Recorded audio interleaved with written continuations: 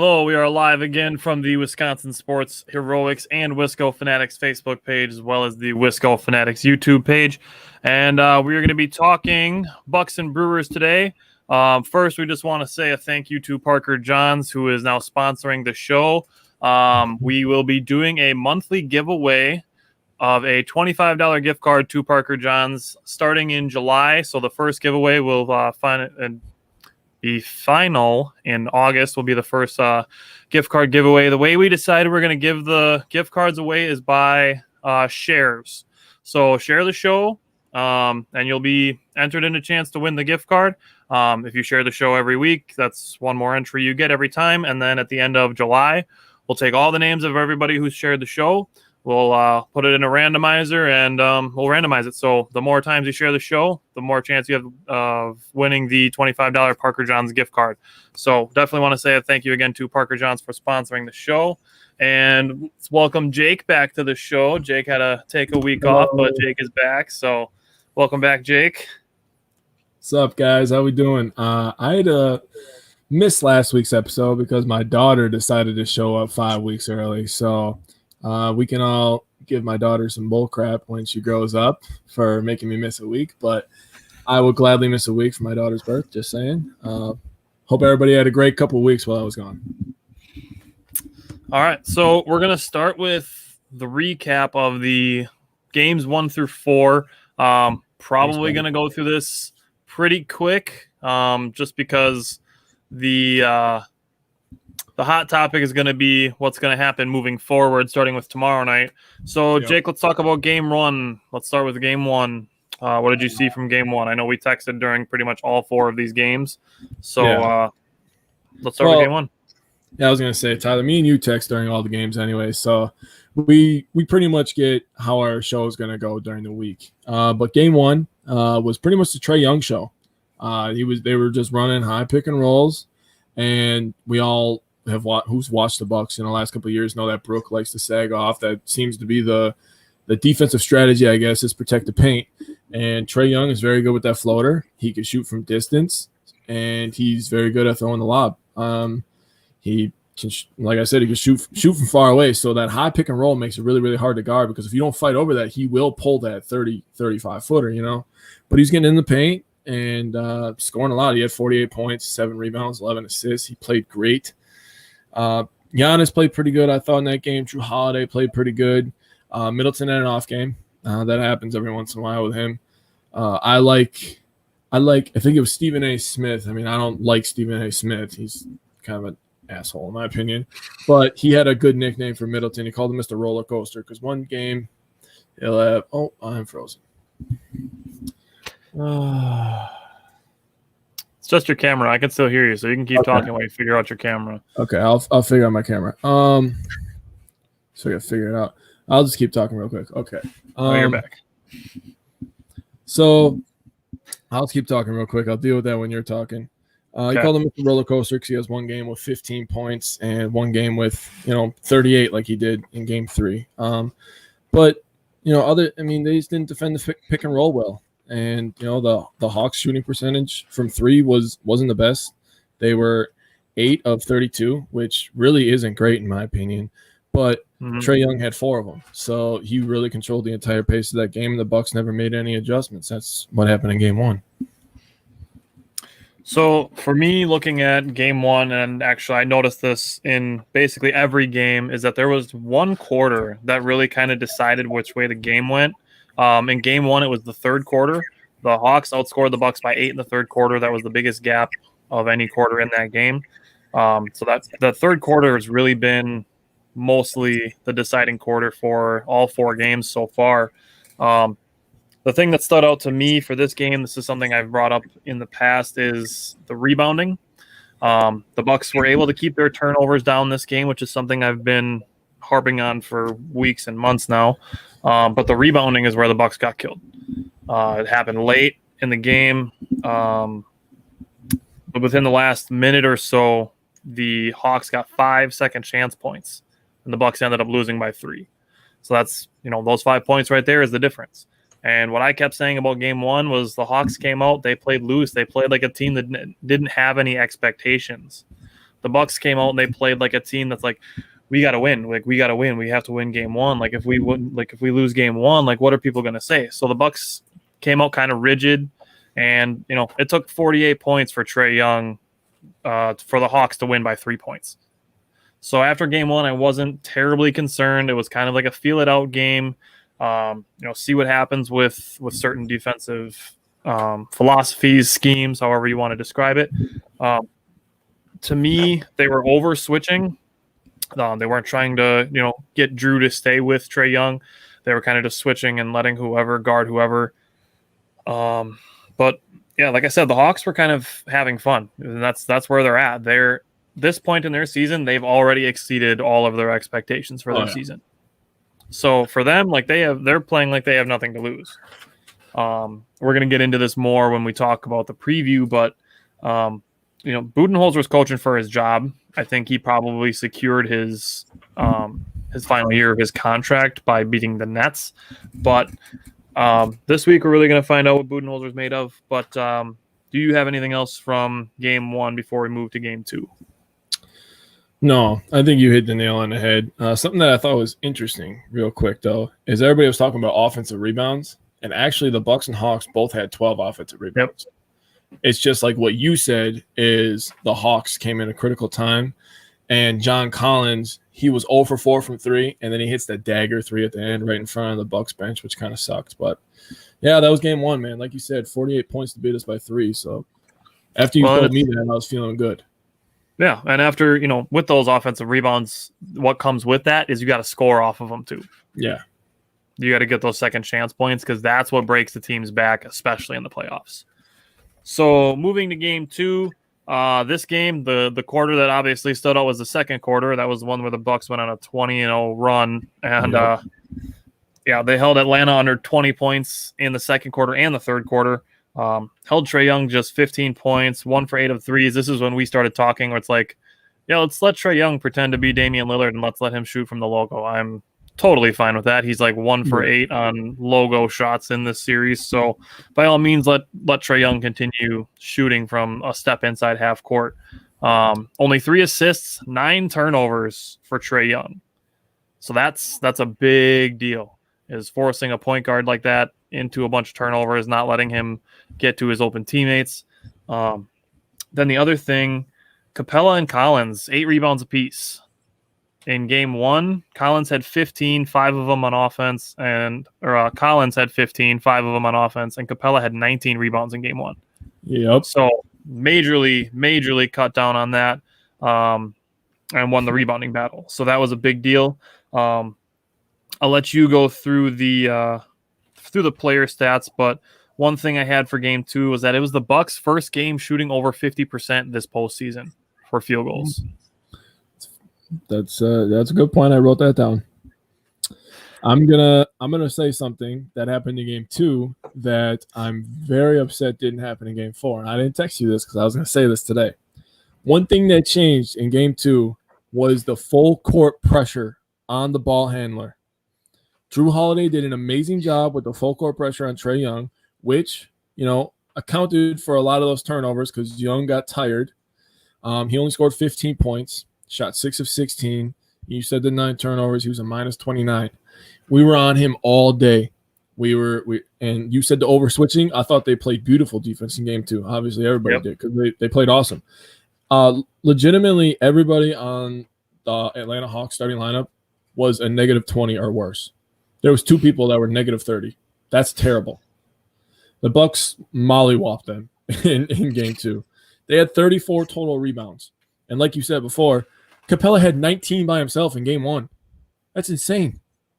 So Bucks were physical. They came out. It was a must-win, obviously, and they played. They played like it, And I say the must-win in game two because the Bucks, I'm going to a little foreshadow here. The Bucks in game three played like it was a must-win. They came out and they were the aggressors. I mean, the Hawks started out good, but the Bucks were answering them. Down by 15 early didn't help us, but the Bucks responded well. They were hungry. They played hard. And Chris Middleton said a comment today about how the Hawks play hard.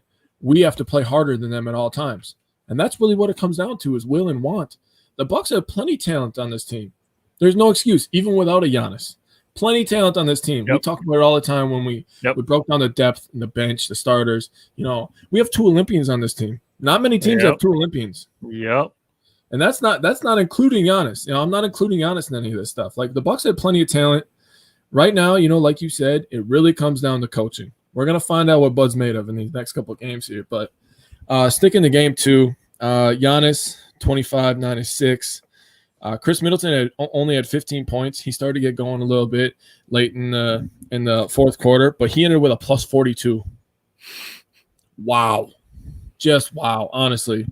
Like you said, Bucks shot 50%. They made 15 of 41 threes, so that's 37% clip. That's pretty solid. That's good numbers, man. You make 15 out of 41. You make 15 threes, you give your chance to really win a lot of ball games, in my opinion. But, yeah, that's all I got for game 2. They defended the pick and roll better. They rebounded the ball, and they had better shot selection. All around great game, but full court ball pressure. Let me see. If Bucks lose this series, I really think Bucks stays another. Why aren't y'all talking about how much the Hawks bench is kicking out? Well, I don't think the Hawks bench is really kicking our butt. Last night they played well. Everybody played well last night. And that goes into my comment about ball pressure. They had no real ball handlers on the floor last night, and we're not picking up full court. We're just letting them walk into their offense, and then their ball movement was spectacular last night. I'm not taking anything away from the Hawks because their ball movement was awesome. They would pass up good shots for great shots. Everybody was getting to the rim, moving the ball. Everybody was touching it. When a team plays like that, of course the bench is going to come in and play good. I don't think the bench is really kicking our butt that much. Gallinari's had a couple of good games, but really who else off the bench played well in this series? Yeah, it's really just Gallinari. I agree. Looking through the comments, I don't know if you saw the Shicker girls say hello. Yeah, I did. You were talking, but I was going to say hi to him. So yeah, the Hawks bench, it's really just Gallinari. Gallinari is really the only guy coming off the bench that's really doing a whole lot. If you're just looking at it, say a box score, and you see, Cam Reddish had 11 points in game 2. He scored 8 points in the last 8 minutes of the game when all the subs were in. At that point, when it's the last 5 guys off the bench, that's a point where it's, Cam Reddish is basically the best player on the floor at that point.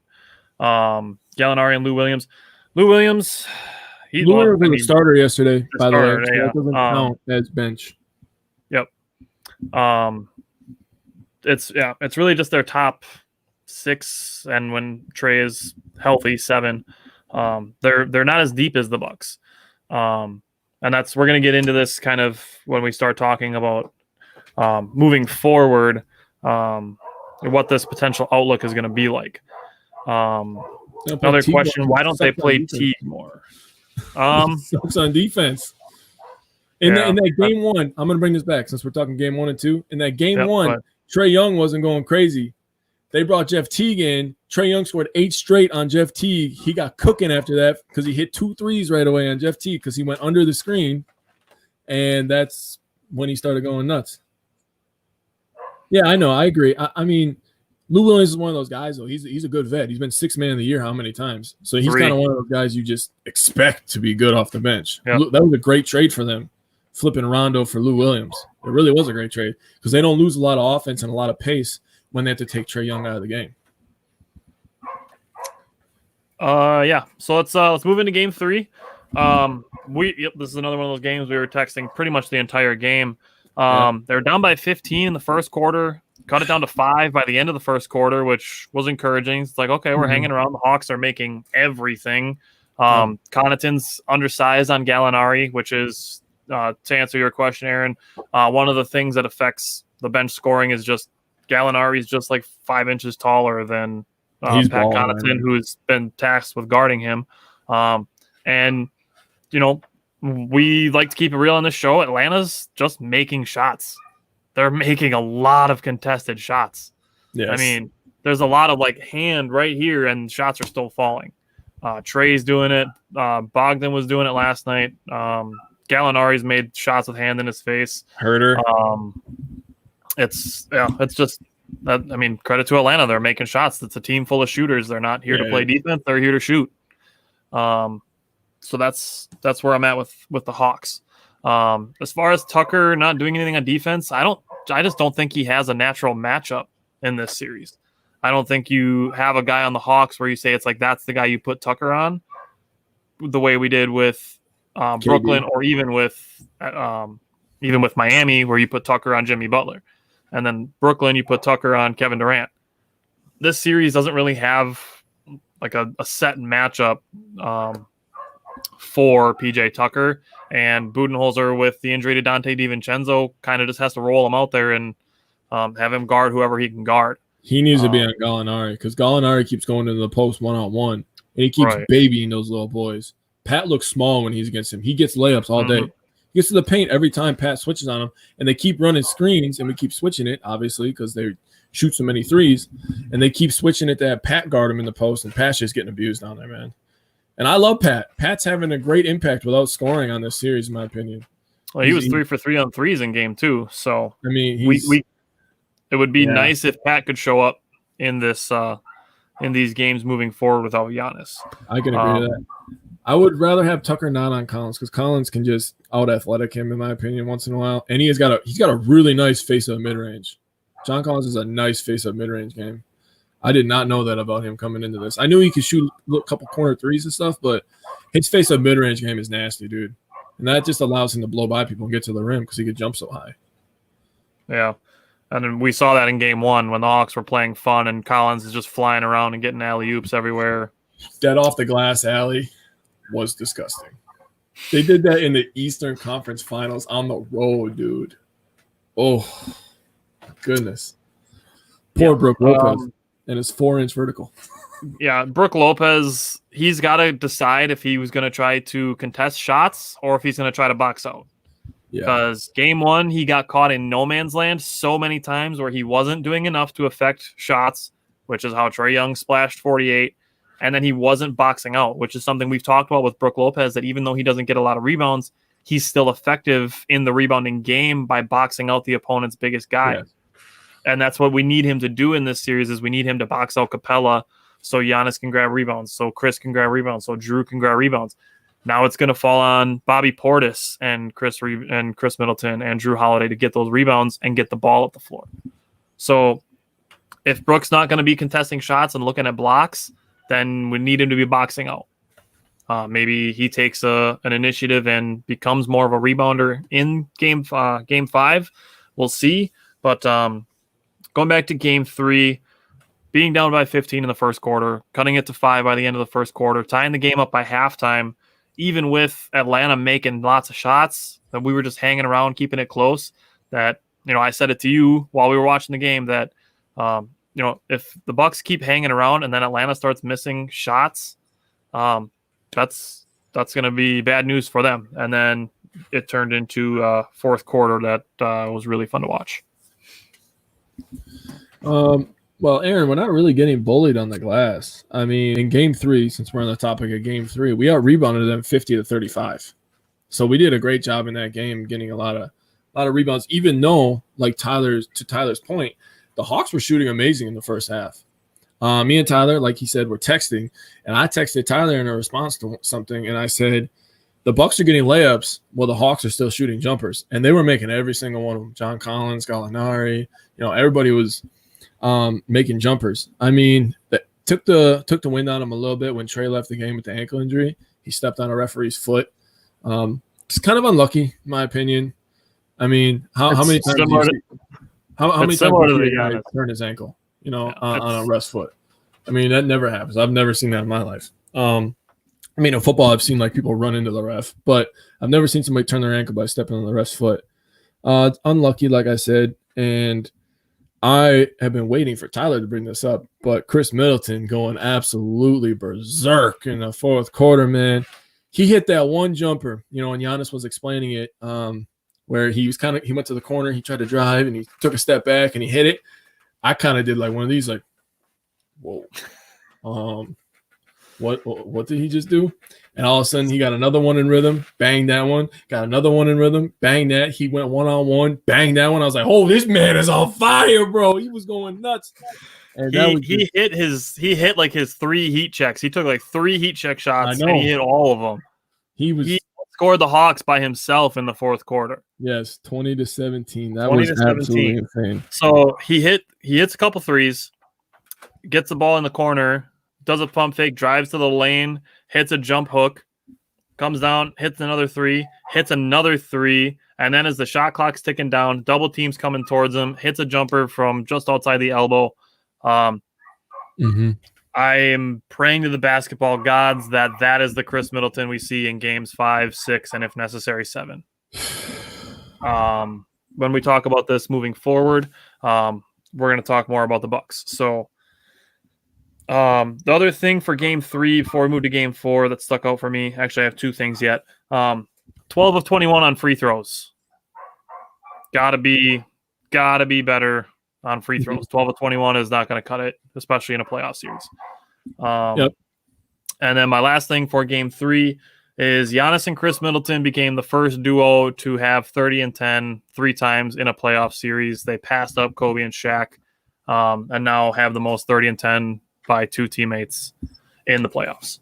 I have one more thing to talk about with game 3 that I wanted to bring up because people always dog people for not scoring a lot of points. And I understand that. Some people aren't on the floor to score points, though. And Pat Connaughton is not one of those dudes. Same thing with a PJ Tucker. His impact is more than buckets. One play that he did that was really huge in that game was before Trae went out with an injury. He forced Trae to turn the ball over when we were coming back to bounce it off his foot, and we ended up scoring on the next offensive possession. And then he had another great play where we turned the ball over, and he was the only defender back on a 2-on-1, and he ended up getting a block. And then they had the side out, and they missed the layup. And I just thought those were 2 really, really huge plays in the second half of that game where I was like, that's Pat Connaughton's impact. He spreads the floor. He doesn't shoot it the greatest so far this playoffs. He made some timely ones, but he missed some timely ones too. But his impact is rebounding and defense and hustle, and he does all that stuff.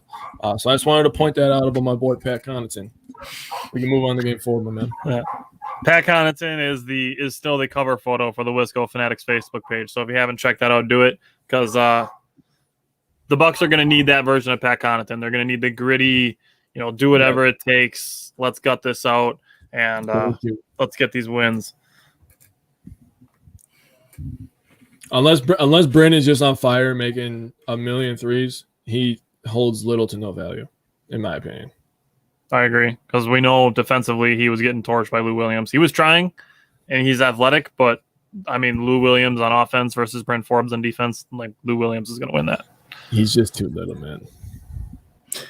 So yeah, unless we have game 2 of the Miami series version of Bryn Forbes, then yes, Pat Connaughton can do more. And when we get into the moving forward without Giannis section, I'm going to add fuel to that fire. So let's talk about game 4. What did you see from game 4? I'll let you go first in this one. So, like I said before, this was a big stat for me when I was looking up my stuff and researching. I said the Hawks had no real ball handler, and we applied no pressure. The Hawks had 11 turnovers yesterday. The Bucks had 15. The Bucks ended the game with 19 assists. So 15 turnovers, 19 assists. We're positive. It's not great. The Hawks, 26 assists. So they had 26 assists, 11 turnovers with no point guard in the game. Lou Williams is not a point guard. I don't want to hear that. He is a combo guard. He's a shooting guard. He really is a shooting guard. So we didn't apply pressure. We allowed them to basically just act like it was a scrimmage game. And Giannis goes down. So now the Bucks are in a position where they're like, all right, it's 2-2. We took back home court advantage. We technically took back home court advantage, even though both teams have won on the road now. And the Hawks might be getting Trae Young back. So now we're in a really, really tough position because Herter played well yesterday. Bogdan, Williams, Capella still played all right. I mean, they had 71 points between those 4 people right there. 71 points. That's pretty good when your main guy's out. Now you add your main guy in there. Imagine your main guy scores 25, 30 points. It's over 100 right there. So Bucks are in trouble, in my opinion. I got like a 50-50 feeling on how I feel about this series. Like I told you before the show, the Bucks have plenty of talent. but I don't know. I mean, we'll get into that in a second. I got some thoughts on that, but to be honest with you, Chris Middleton was forcing stuff up at the end of the game, forcing some junk up. Drew was forcing some junk up, so I'm not taking a lot of weight into their ending shooting stats and their stats overall. I'm not getting into the stats because they ended up ugly. And to Aaron's point about rebounding, we only lost the rebounding battle by 1, so we didn't really get destroyed, but they got to the paint a lot. So if that's what you meant by that, is they got a lot of layups, they got a lot of looks in the paint. Yes, we got bullied. So, Aaron, to kind of counterpoint what you're saying, the Bucks coming out of halftime, the game was close. They cut the lead down to about 7, and then Giannis gets hurt. And, you can say that, I'd like to see them, the Bucks try not to skip a beat, but there's no way you lose your best player. See him screaming and crying the way that he was, carried off the court by his brother, that's not going to take something out of you. Jake just discussed it, how it affected the Hawks when Trae Young got hurt. The Bucks went on a big run. I think the Hawks went on a 15-0 run after Giannis got hurt. I think it was a 15-0 run.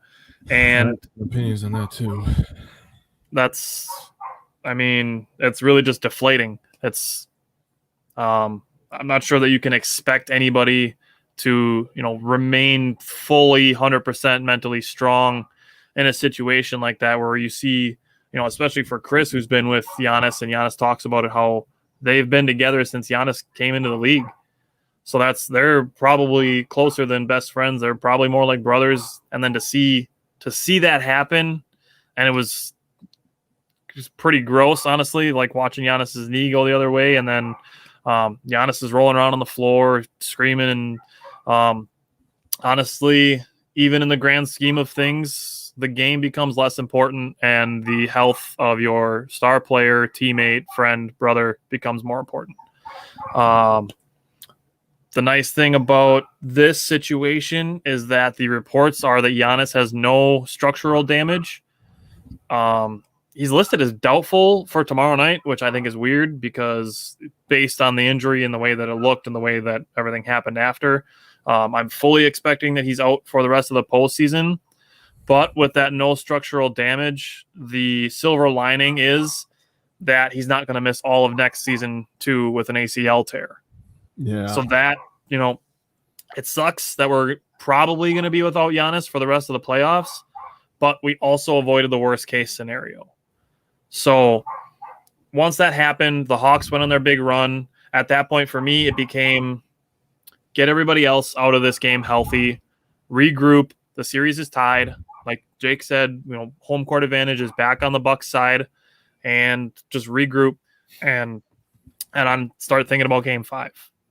I don't know if you agree with me on that one, Jake, but I agree with you. I have some opinions on that 15-0 run. I was trying to avoid that topic because I got me really pissed off yesterday. But I'm not one of those people. Me and Tyler, we try to sit in the middle. He said, valid point. Yeah, I agree. We talked about that. That will get brought up. So just remain patient with us. So back to Game 4 real quick. It made me mad when the 15-0 run happened because I don't understand why Bud wouldn't be thinking like you're thinking about, our guy just went out. We said this break. These guys are probably mentally a little messed up. The Hawks hit a 3-pointer. The crowd's going nuts. They come down. They hit another 3-pointer. The crowd's going even more nuts. And Bud doesn't think to call a timeout. Yeah, to correct these guys.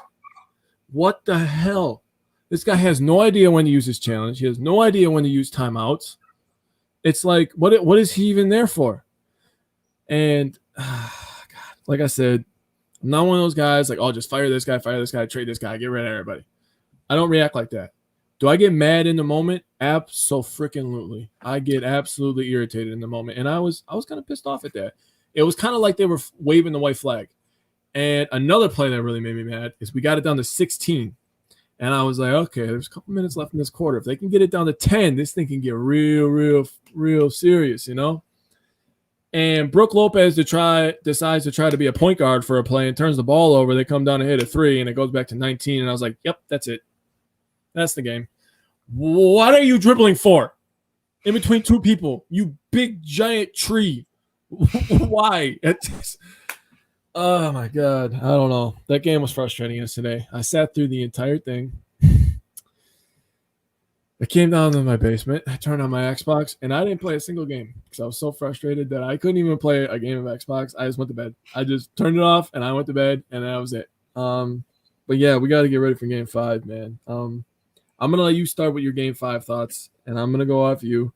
I have some my own thoughts, but I'm really, really interested when we see what you're gonna say. All right, so I'm here to hopefully spread some optimism as far as the Bucks are concerned. I know I saw all of it last night. I scrolled through Facebook, scrolled through Twitter. I saw all of it. Now, Bucks are done. The Bucks are done. Hawks in 6. Bucks are done. Just settle down. It's the playoffs. Anything can happen. So what I did was I went and looked at this season and looked at all of the games played without Giannis. And I looked at the player stats during those games where they played without Giannis. And honestly, looking through it all, I'm kind of excited to see what happens. Honestly, this doesn't fall just on Giannis. This falls on the coaching as well. But what I noticed last night is when the Bucks, kind of were getting hit in the mouth, they reverted to Brooklyn Game 2 style of play. They went back to ISO. They went back to forcing shots. They went back to getting low in the shot clock, and then they just had to shoot because the shot clock was low. And that was obviously the game where the Bucks got blown out by the Nets because they played that ISO-heavy style of basketball, and it buries them every time they do it. Mm-hmm. So looking forward to this now, Chris Middleton played 8 games. Drew Holiday played 8 games without Giannis. Bobby Portis, Brook Lopez both played 9 games without Giannis this season. And Brent Forbes played 10 games without Giannis. Pat Connaughton played 11 games without Giannis. So what I did, the Bucks are 6-5 without Giannis this season. So they're 1 game over 500, however you want to look at it. So if the Bucks can win, 2 out of 3 without Giannis, they're in the finals. And then they just got to win 4 out of 7. I know it's obviously a lot harder than it sounds, but just looking at it, I mean, Jake, I'll let you give your opinion here before I start firing off all these stats, but I see some reasons for optimism in here. So, Jake, let me get your thoughts on this before I start firing off stats. All right. So me and Tyler were talking in the room before we went live here, and to Aaron's point, I was saying we got 2 Olympians, man. We got Drew, we got Chris, we got a lot of talented players in this team.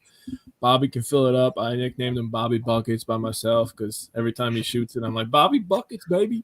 PJ can be dirty and get us some extra shots. We all know for a little bit, everybody was calling Brook Lopez Brooklyn Brook. We can still use him down in the post. He can still shoot from distance. Bryn Forbes can get hot. We got a lot of ways to score the basketball. The one thing that I'm kind of worried about is those bench guys kind of getting worn out a little bit because they're not used to playing those high minutes, especially playoff minutes, which for those who don't know, Bobby's got to start next game. Houston Nats is more for energy. I definitely think Bobby's got to start next game. We got to keep our side. But I lost my train of thought.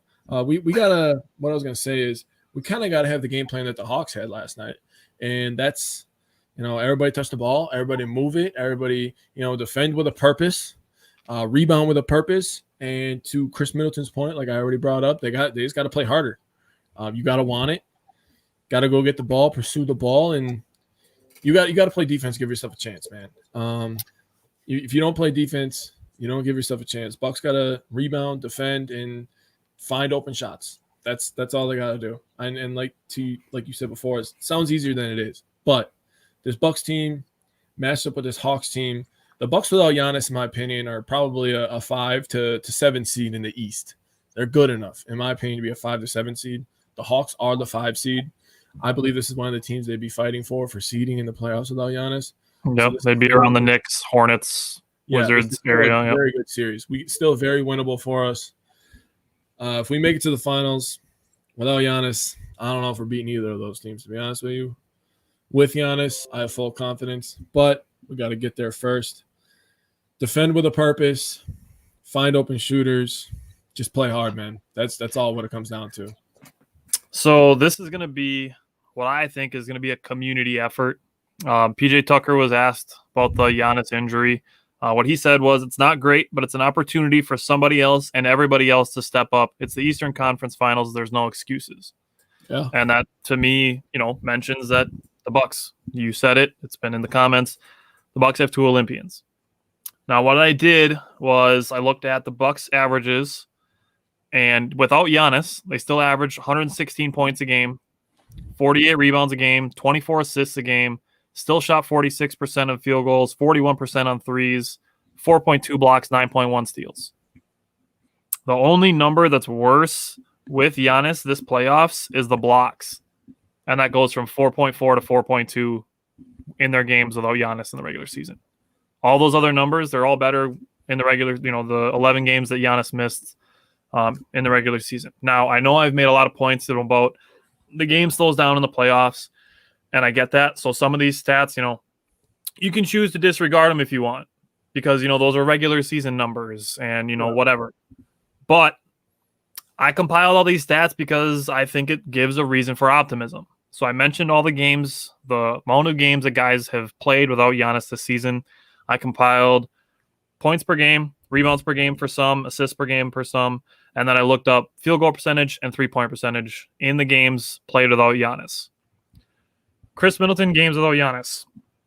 22.5 points, 6.3 rebounds, 5.6 assists, 43% field goal, 45% three-point percentage. So Chris Middleton, he usually steps up. Drew Holiday, 8 games without Giannis. 20.1 points, 6.9 rebounds, 4.6 assists. Actually, I had that flipped around. It's 6.9 assists, 4.6 rebounds. 51.6% field goal percentage, 50% from 3. So Drew Holiday steps his game up when Giannis is out. Bobby Portis, 9 games without Giannis, 15.7 points, 10.9 rebounds. I agree. Bobby Portis is probably going to be the guy slid into the starting lineup. 53% field goal percentage, 48% from 3. Bobby Portis steps his game up without Giannis. Brook Lopez, 15.2 points, 5 rebounds, 1.6 blocks in 9 games without Giannis. 53.5% from the field, 25.1% from 3. So far, between Chris, Drew, Bobby Portis, and Brook Lopez, the only thing that really goes down without Giannis is Brook Lopez's three-point percentage. So, Jake, to your point, you just brought up Brooklyn Brook. I've called him Dirk Lopez at times when he's hitting post fades and, the 1-foot fadeaways. When we're talking about moving forward without Giannis, Brook Lopez has to stay in the paint.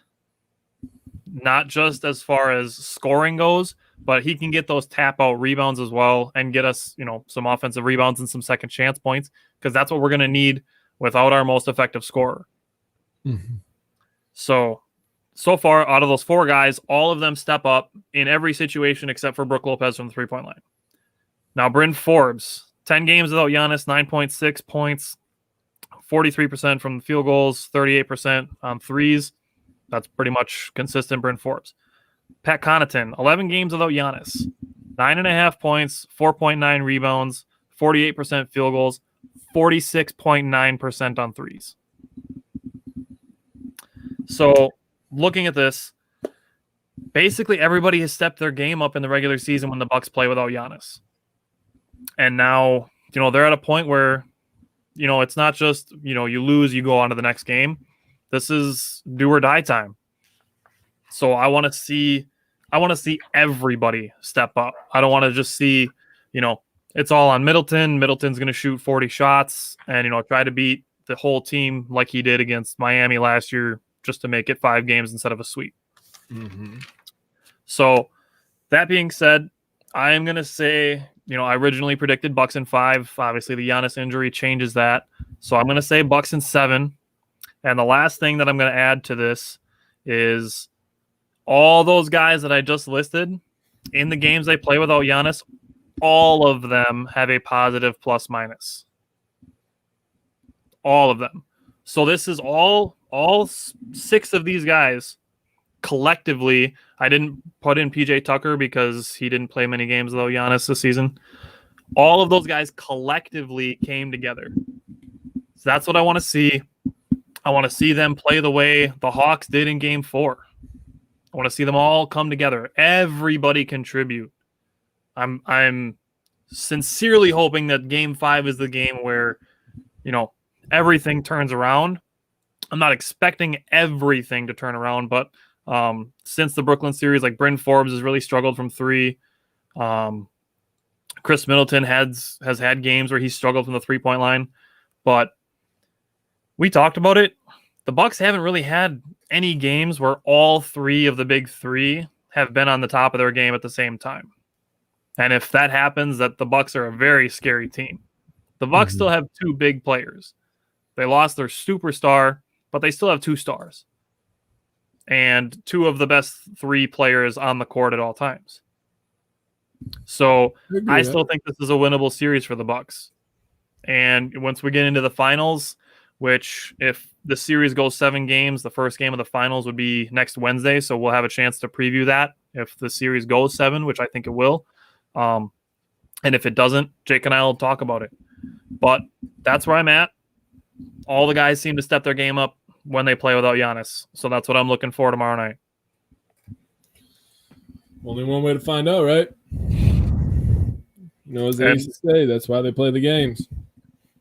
And we're going to find out what Budenholzer is made of. Yeah. We're going to see what he can do. That's going to be a lot more. It's going to be a lot more basketball playing than, playing basketball with Giannis. Yeah. I know it kind of sounds dumb, but I know what you're saying. You know what I mean? So I'm excited. Let's see what happens. I mean, like I said, it's not, you lose a game, you move on to the next one. It's time to go. So let's find out what everybody's made of. And basketball is one of those games, Bucks fans are usually Packers fans. And we kind of get some flashbacks when Rodgers gets hurt and we see how bad the Packers are. This isn't like that situation. It's completely different. In basketball, you have an impact on both ends of the court, offense and defense, where Rodgers really he can have that impact on the defense, by scoring and ball, where the ball is punted and if we score points and whatnot. But we still have 2 of the best 3 players on the court, like you said, and they could really, in basketball, you can make a greater impact as one single player, as like a side player. Like Drew Holiday could just go off for 40 tomorrow. We don't know. We don't know what's going to happen. I mean, he had 33 game 1, so we don't know. What if he shoots 7 of 7 from behind the 3-point line? Who knows, man? So what if fourth quarter game 3 Middleton shows up? Yeah, we don't know. He's scored 50 in his career. Like, we don't know what's going to happen. What if Bobby comes out and scores 30? Don't freak out. Like, yeah, it sucks that we lost Giannis. It really, really sucks. But that doesn't mean Hawks in 6. Doesn't mean that. And like I said, game 2 was a must-win. Game 3, the Bucks had the mindset that it was a must-win. I think tomorrow they're coming out with that same mindset that it's a must-win because they don't want to go down back to Atlanta trailing in this series. I think we're going to see a better, more focused Bucks team tomorrow night, in my opinion. They're at home. Go ahead. Yeah, I mean, like I was just going to say, they're at home. Bench players usually play better at home. Middleton always plays better at home. So we have a chance, man. And like you said, no timetable for Giannis. I think that injury happened because he had the previous calf injury. When he came down, his calf, was strained.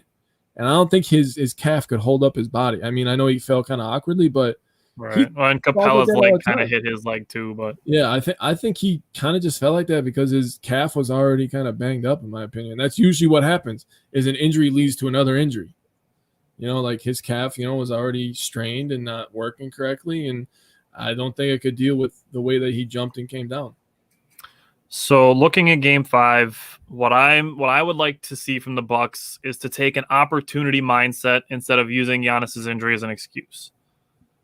If I'm Budenholzer, I'm telling the guys, like, hey, there's blood in the water. Atlanta knows that, and they're going to try to come out and bury you right away.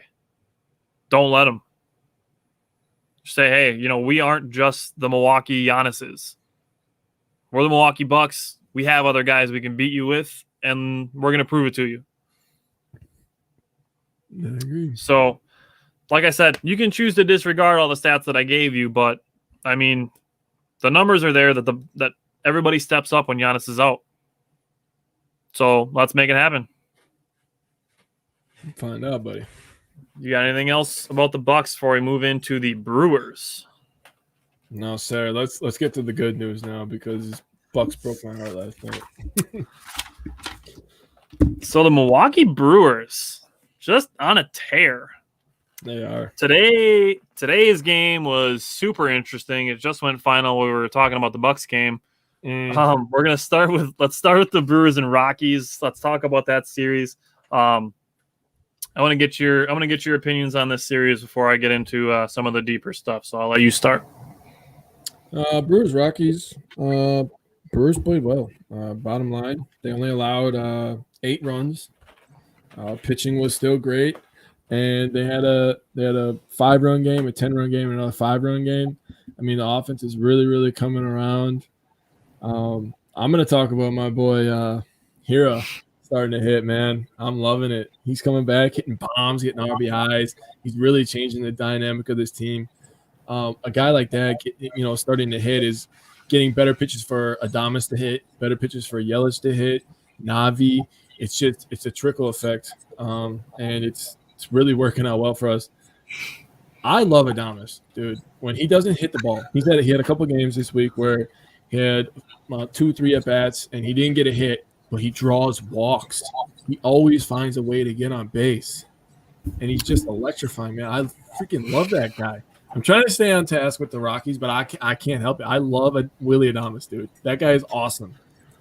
I'm going to buy his jersey. I'm going to spend $100. I'm going to buy his jersey because these players make me fall in love with them, and they have a great impact on our cities. But the Brewers, Rockies suck. Brewers took advantage. They beat a team that they should beat. Bottom line, I mean, Adames and Hira, I think, are the stars of the week for me. So in this series, the Bucks scored the Bucks. I'm still stuck on the Bucks. The Brewers scored a lot of late runs in this series. So game 1, they were down early, and they scored all of their runs in the 7th inning or later, and came back and won in 11 innings. Colton Wong, Keston Hira, and Willie Adames all hit home runs, and then Keston Hira had the game-winning sac fly, so that was good for him. Hopefully that boosts his confidence. I wanted to bring something up with Christian Yelich while you were talking about Willie Adames. So you mentioned Willie Adames drawing walks even in games where he's not getting hits. I saw somebody on Facebook today say that I almost did it again. The Brewers should move Christian Yelich down in the order, and that is absolutely the wrong move, because when we're going to get into it with the Cubs series, Christian Yelich is getting on base a ton. It doesn't necessarily seem like it because he's not getting a bunch of hits, but Christian Yelich's on base percentage, I wanted to pull it up, is .411. So that's pretty good. He's getting on base over 41% of the time. Yeah. So he's drawing walks, and then what he's doing is he's getting, like you just said, he's getting better pitches for the guys around him to see, which is guys like Luis Urias, Willie Adames, Omar Narvaez. They're all getting better pitches to see because the other teams have to plan around Yelich, who is actually he's picking it up. So game 1, they win in 11 innings. Corbin Burns, 6 innings, only gave up 1 run, 7 strikeouts. Trevor Richards came back to earth. He had been pitching well, gave up 3 runs, but the rest of the bullpen, no runs. Thing that stood out to me for game 1 was the Brewers struck out 16 times. That's a lot of strikeouts. I know I just mentioned it last week that they were doing better, putting the ball in play more, but kind of came back to earth on that one and started striking out a bunch. What I will say for Keston Hira is that he's hitting really well with 2 strikes. Both of his home runs in this series came with 2 strikes. His one in game 1 was on an 0-2 count, and then his home run that he hit in game 3 was on a 1-2 count. Game 2, Hauser, 5 innings, 4 earned runs. 8th inning, 6 runs. So the Brewers, they're using all the game. They're not giving up. They're not backing down. And that was definitely the case today, but we're going to finish with the Rockies first. Game 3, 6th inning, 4 runs. Eric Lauer was a question mark in this game. Eric Lauer's getting a lot of flack because he struggled at times, but he only had 87 pitches in this game, and people are wondering why did the Brewers pull Eric Lauer if he only had 87 pitches. Eric Lauer is the kind of guy, the kind of pitcher that you pull before he makes a mistake, not after. Yeah. Brandon Woodruff, Corbin Burns, Freddie Peralta, those are the guys you let approach 90 to 100 pitches, and as long as they're doing well, you can keep them going. Eric Lauer is one of those guys where it only takes one pitch, and that's a completely different ballgame. So for Eric Lauer to get through 6 innings, only give up 2 hits, no runs, the Brewers finished the shutout in that game. That's all you can ask for from Eric Lauer. Keston Hiura drove in 3 runs out of the 5, had a nice stop at first base. Omar Narvaez, he's really got to start getting some more credit. This game, he had a 9-pitch at bat, and on the 9th pitch, hits a bomb. Yep. You texted me yesterday that he did the same thing. He's drawing, or was that today? He gets so deep into counts, and it just, it's got to rattle a pitcher because you got to be thinking like, what do I throw this guy? He's fouling everything off. Like, what do I throw him? Yeah. And I give Narvaez a ton of credit. Yeah. So that's what I got for the Rockies. I don't know if you have anything else for the Rockies before we talk about this Cubs series. No, the Rockies suck. That's all I got on the Rockies. Well, the Cubs didn't look a whole lot better. It was an exciting start for them today, but the Brewers were able to finish the sweep in this one. So let's talk about the Cubs. Game 1. It was funny watching the post-game press conference after this one because they're asking Craig Counsell about the 10-run inning. It's the first time they've done it since 2010 against Washington. And I don't know if you know the reason why it's funny that they were asking Craig Counsell about that. No. That game in 2010, they scored 10 runs in an inning against the Washington Nationals. Craig Counsell hit a grand slam in that game. Oh, okay. So that was exciting to watch. This thing we just mentioned about Christian Yelich getting better pitches for guys to see is Christian Yelich in this game intentionally walked. Next guy up, Willy Adames, quickly becoming a favorite of the show, hits a dinger. Gives the old Jose Bautista bat flip, and Manny Piña's loving it. I'm loving that Manny Piña is becoming like the Willy Adames hype man. That's so fun. Willie Peralta, 6 innings, 2 hits, 2 earned runs, 8 strikeouts.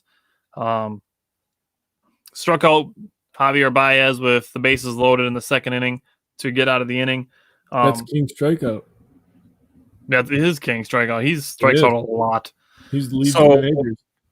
What I want to bring up, actually, there's so much to get into with this game. Devin Williams, 8th inning, has 2 outs, walks 2 guys to load the bases. I saw this is one of Craig Counsell is similar to Budenholzer, where people are like, if the Bucks aren't doing well, people are like, we need to fire Budenholzer. If the Brewers aren't doing something perfectly, everybody's like, fire Counsell. I give Craig Counsell a ton of credit for keeping Devin Williams in that situation where he got the bases loaded with 2 outs. Because what you want from Devin Williams in that situation is you want him to get that experience of being in that high pressure situation. And he got out of it. He got through the 8th inning, and the Brewers obviously ended up winning this game 14-4. Run difference. Avi Garcia had another home run.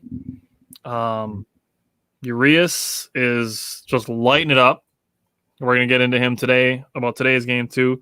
And just Craig Counsell talking about how guys are doing well with at bats, drawing walks, hitting well on 0-2 counts.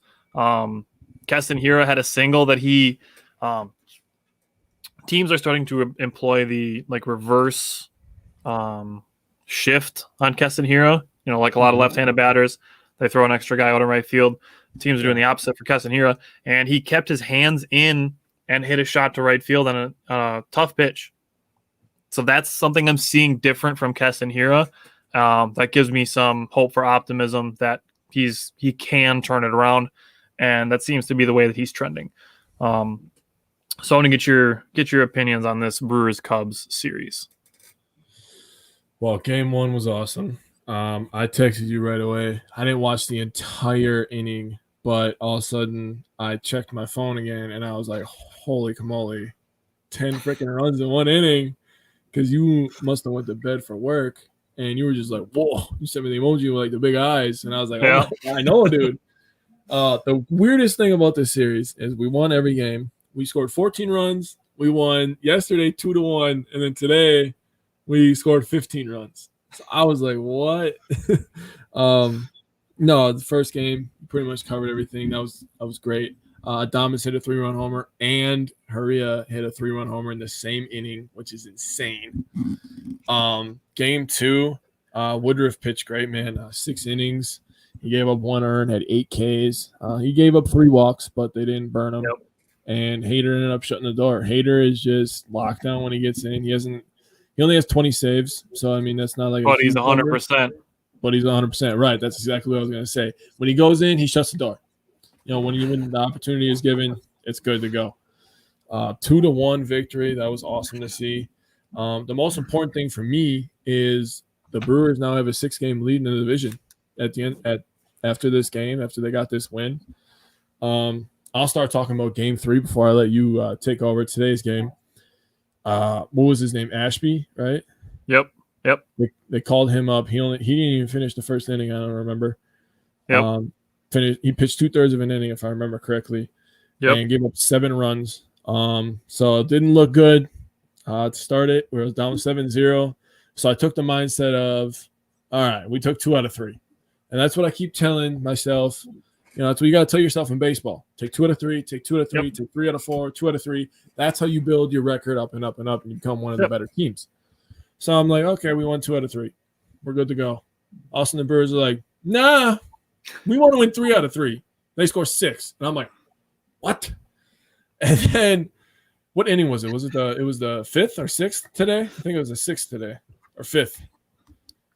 Where they scored all those runs and took the lead. Let me check my phone. I'll pull it up for you. It was the 4th inning. It was the 4th inning where they scored. 4th inning, yep. They batted around in that inning. Willie ends up just going that was who it was, by the way. It was Willie Adames. He was down 0-2 and drew a walk. So I thought that was a great at bat, grind that out. And to your point, the guy you wanted to bring up, Urias, he had 2 home runs today. And that guy is really, really starting to rake after everybody was dogging him. I mean, he still has his throwing errors, his throwing problems. Yeah, here and there. They're a lot farther between now. Yeah.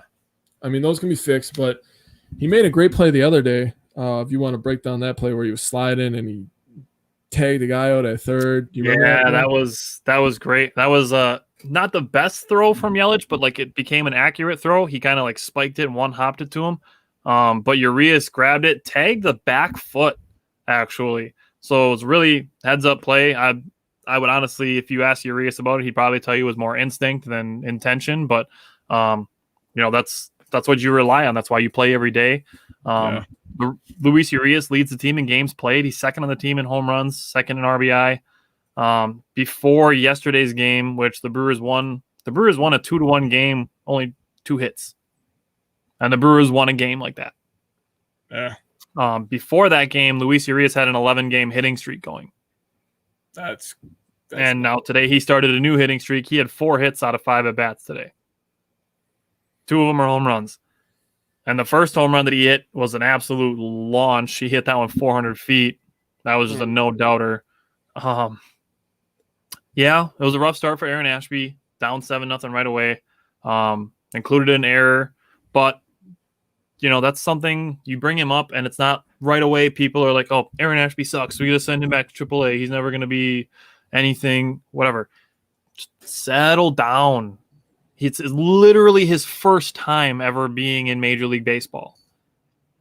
He's got to give him some. You got to give him some experience before. I'd rather have him get shelled in the end of June than early September.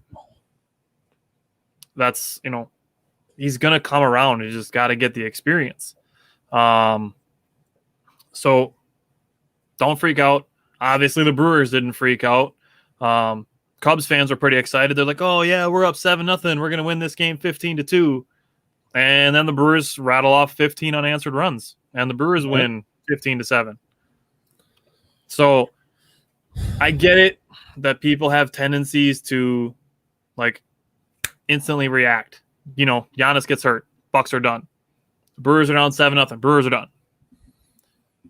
Go ahead, take this mindset of this game was go ahead, take your 15-2 win. The Brewers still had 2 out of 3 wins in this series. That's the way Craig Counsell is thinking. He's thinking, hey, we already have won this series. We're about to start a 4-game series with the Pirates. Now we got to play the Mets, who have some great pitching. Yeah, they do. Throw your guys out there, see if you can get a win. And they did that, and they won, even after a rough, rocky start. So nobody's going 162-0. Don't freak out after a 7-run inning, because the Brewers, despite their hitting struggles, they've put up a lot of runs in the last week and a half. Yeah, they did. Yeah, they really did. They've been hitting the ball great. So late inning scoring, like you were talking. Yeah, especially in that Rockies series. I wanted to pull it up because I know I mentioned it during the Dodgers and Cubs series in May, I believe, about run differential, how it can be a misleading stat. That, I would rather win 2 out of 3 games than to, win, say, the 3rd game of this series 15-2. The rubber match game of the Dodgers series and the Cubs series, both of them blew the Brewers out. Brewers still got the series win, though. So I'll take wins. Very funny now. Going into this series, the Cubs had like a 10-run lead on the Brewers for run differential, and the Brewers' run differential now stands at +30, and Chicago's now stands at -2.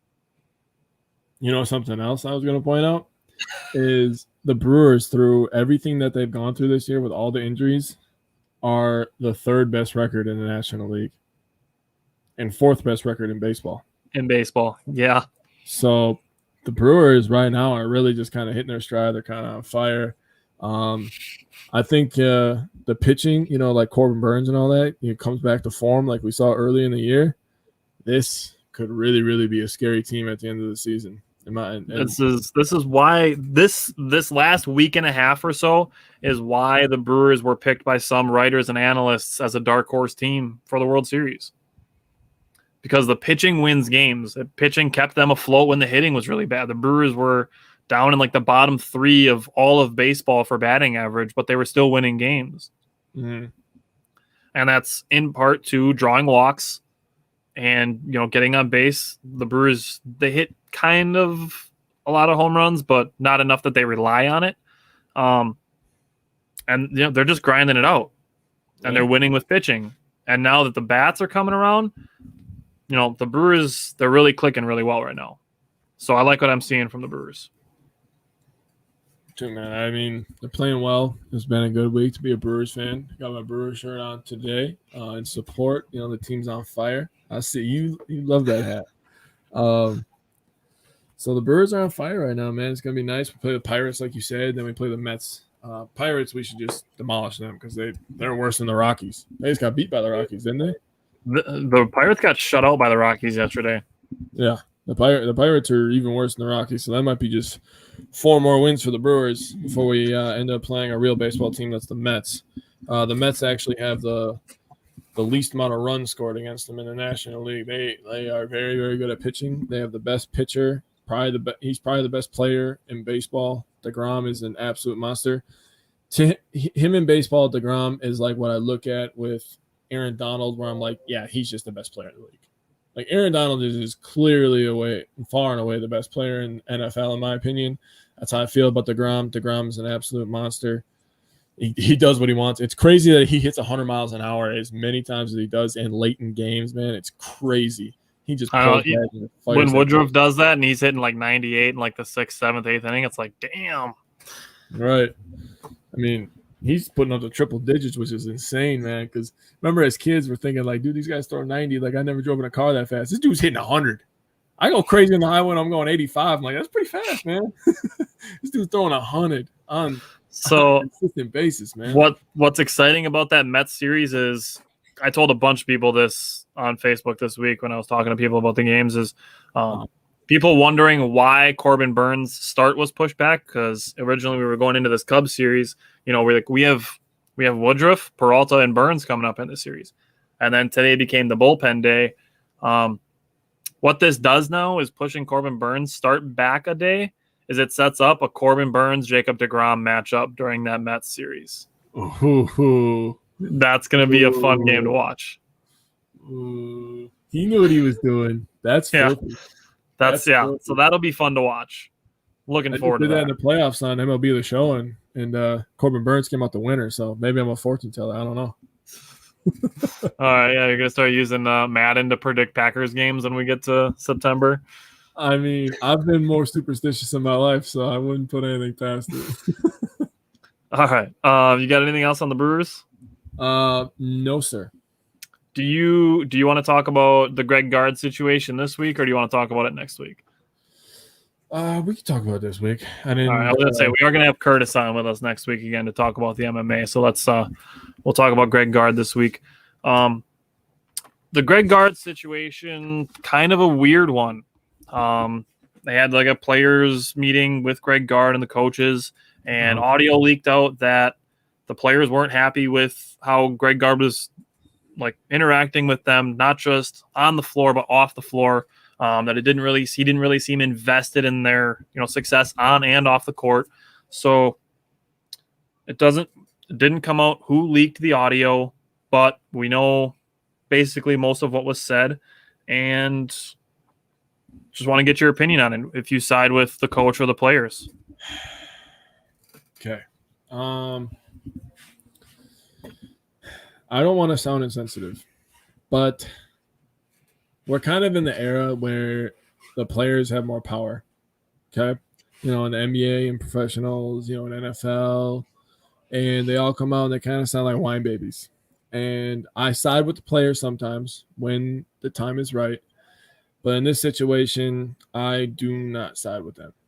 You guys are young kids. Gard is your leader. And I think as such, if you have problems with him, I don't have a problem with you talking to him. Having a team meeting, that's normal. That's normal stuff. But for everybody to just come in there, and I heard this meeting was like 2 hours long. Sorry, my cat is bothering me. You can't see in the background. I heard this meeting was 2 hours long, and players are just ripping in the Gard for 2 straight hours. What would you do in that situation as a human? And you're pouring all your hours and your time and your guts and your tears and your blood, and you're putting everything you have into winning. And now you find out that everything that you put into it isn't working. You got to change everything that you have because some snobby little 18-year-old kid is upset that he's not playing 35 minutes. Well, what do you expect? Do you expect everybody to play? No, you got to earn that. You got to earn that shit in practice, man. You got to show coach that you care. In the off season, when you decided not to skip a workout because you wanted to go hang out with your boys, well, that's your problem. This cat is going crazy. Sorry about that. So the thing here is going from Bo Ryan to Greg Gard is obviously a big switch. Yeah. Bo Ryan was the man. Greg Gard was under Bo Ryan for a long time, but to me, it just seems that the Badger basketball program hasn't quite gained back the prestige that it had when they had Bo Ryan, the way that the Badger football program has gone, from the Barry Alvarez days. We had Bielema for a while and Anderson, but now to Paul Christ. With Paul Christ back, it really feels like it's lifted back up. Yes. Wisconsin is it's a tough school. The Badgers don't always have the best athletes because they have such high academic standards, and they don't buckle on that. So they expect basically everything that you have and more. No. I mean, it really is. Like, I use the word prestigious. It's a prestigious university. It is. I mean, ask Diamond Stone.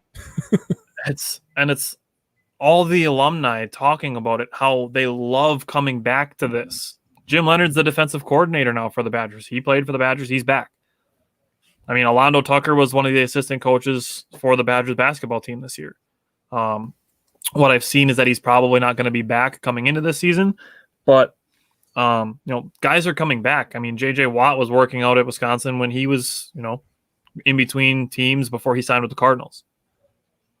Guys love coming back to the program. The new athletic director is a former Wisconsin Badger. He was one of the offensive linemen in the 90s during the Rose Bowl era with Barry Alvarez. And now he's taken over as the athletic director.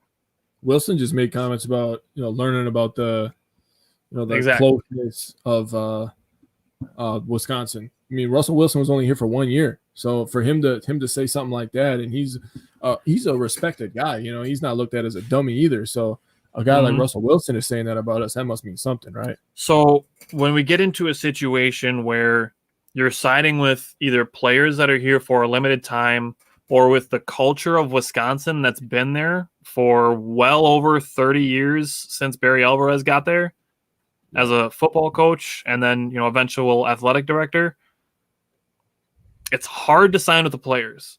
Like, I get, I'm not saying that the players shouldn't feel like they're respected by their coach or feel that their coach wants the best for them, because they should. And that's the relationship that coaches and players should have. But it shouldn't come to this situation where, players think that they, should have more pull than the coach does, especially in college. Now with the transfer portal being where you don't have to sit out a year of eligibility, players don't even have as much of an incentive to stick it out. No, because it's like the NBA where you can just, demand a trade and be traded right away and, go and play for your new team. You don't even have to sit out a year of eligibility anymore in the NCAA before you can transfer and go play with a new team. So there's no incentive for a guy to stick it out through adversity in a season, because at the end of the season, he can be like, okay, yeah, I'm just going to go to NC State, or I'm going to transfer to Virginia and I'm going to play next season there. Yeah. You don't have a consequence for not persevering through any adversity that you would have.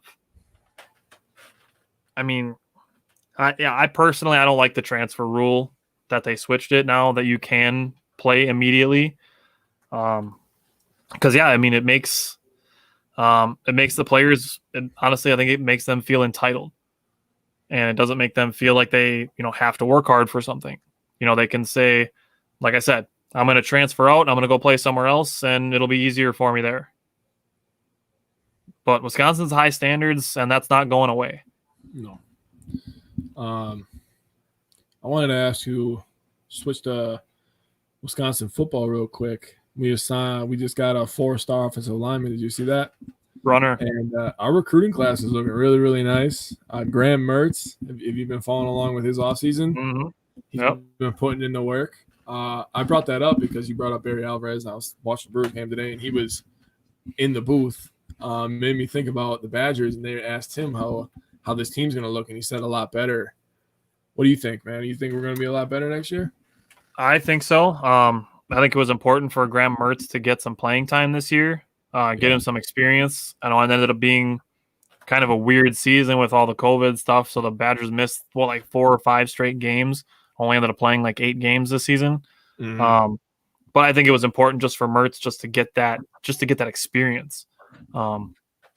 He was actually now the first player to register his likeness and trademark his likeness in college. Graham Mertz is the first one, so that's kind of a cool thing. His logo looks pretty badass. Did you see it? I did not see it yet, but I did read the article. He's the first one. He does mixtape kind of deals, hype videos on Instagram. Mm-hmm. Yep. Anybody that wants to follow, he does his own tapes where he shows some of his highlights where he's practicing and throwing and stuff, and he shows his logo up there, and it looks pretty sweet, man. It's pretty slick. The G and the M looks pretty legit. I like it, man. I'm a fan. And me and you were talking the other day about those uniforms that they're going to wear against Notre Dame. Those are nasty. I love that. That's cool. I like Yeah, the looks helmet. filthy. Yeah, the helmet's got the forward across the helmet. That's cool. Looks filthy, man. I'm excited for Badgers football again this year, man, and Badgers basketball, and be nice for us to get back to winning ways over there in Madison, man. Yeah, it'll be exciting too because once we're starting to get into Packer season. Once we get into Packer season, we're going to be on to season 2 of year 2 of Wisco Fanatics. I know, man. So it's fun stuff. Like we said at the beginning of the show, Parker John's sponsor of the show now. Definitely want to thank them again. And giveaways. $25 gift card every month we're going to give away. Share the show. Every time you share, you will be written down, entered.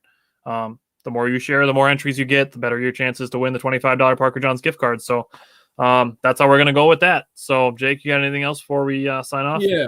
Do you remember my dad bringing up he wanted to do the hot dog eating contest for 4th of July? Do you remember that?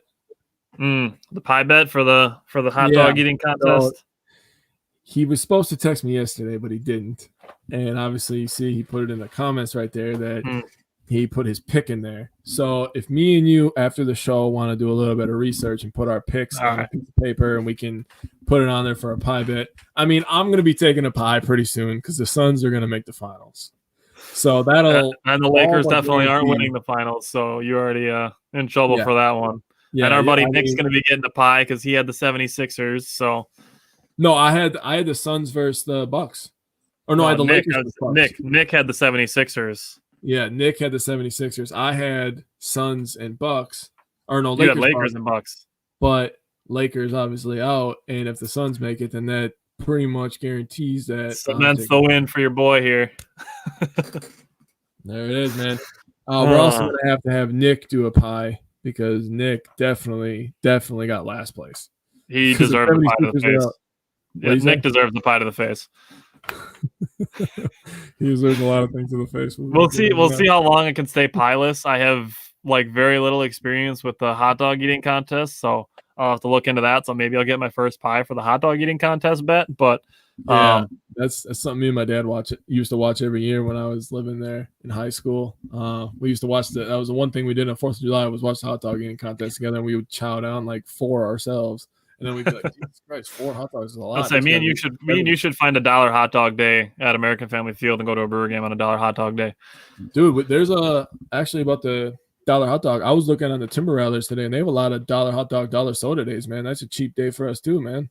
Yeah, and go check out Garrett Mitchell. Yeah. We should do that, man. We can hand out some business cards, do our thing, man. Say hi to the people. Yeah, let's do it.